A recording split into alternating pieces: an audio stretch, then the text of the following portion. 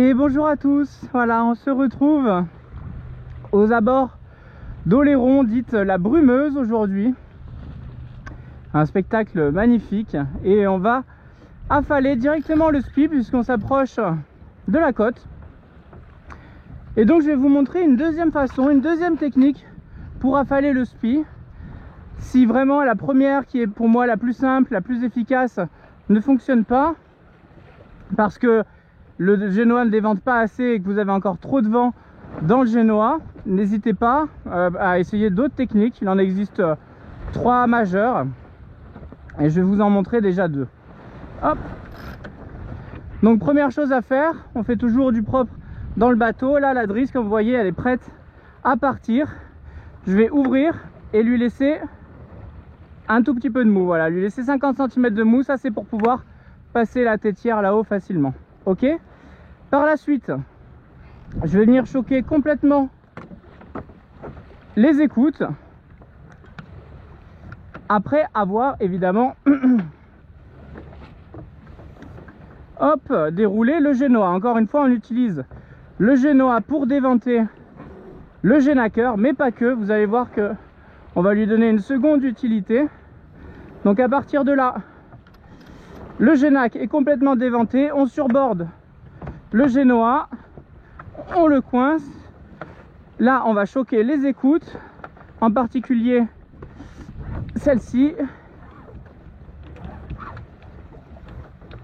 qui doit être complètement libre on a dit, voilà, et qui va me permettre tout simplement d'aller à l'avant,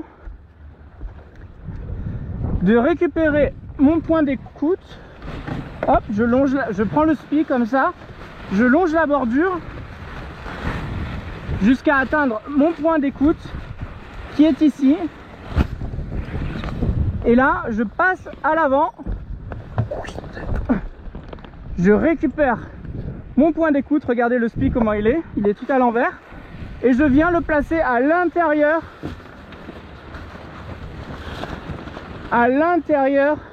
du génois. Et là comme ça, il est complètement déventé. Ok, vous voyez, c'est vraiment aussi assez simple à faire. Et je vais pouvoir hop, ouvrir mon taquet, récupérer mon spi et le faire descendre comme tout à l'heure. Hop, je récupère les deux côtés, le guindant et la chute, et je peux venir directement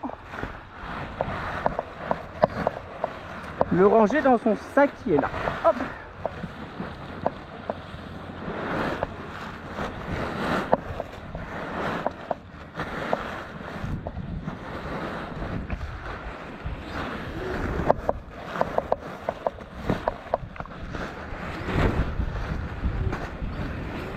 Et voilà, deuxième technique d'affalage, dite affalage brésilien, si je me trompe pas. Et donc l'affalage brésilien, vous profitez de votre génois, hop, on va l'enrouler parce qu'il y a là l'autre qui va gêner.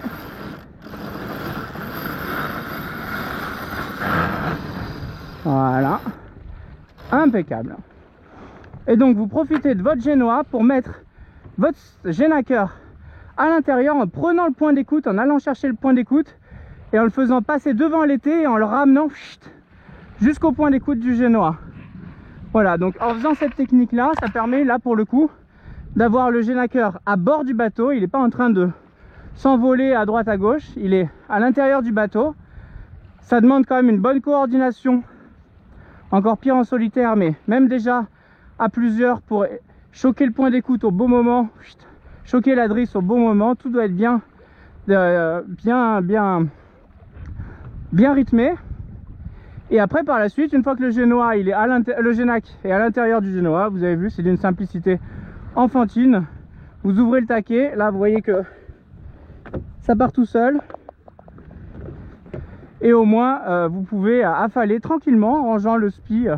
Vraiment aujourd'hui vous avez pu voir que par petit temps, avec une bonne méthodologie, le génaqueur et le spinnaker ne sont pas des problèmes. Par contre, Si vous n'avez pas la bonne méthodologie ou si vous sortez le jeune hacker par trop gros temps par rapport à vos connaissances et votre capacité et les connaissances de l'équipage, là par contre vous risquez de faire des départs au loft, des empannages sauvages et tutti quanti, et ça peut être assez périlleux pour ceux qui sont à bord et qui découvrent pour la première fois.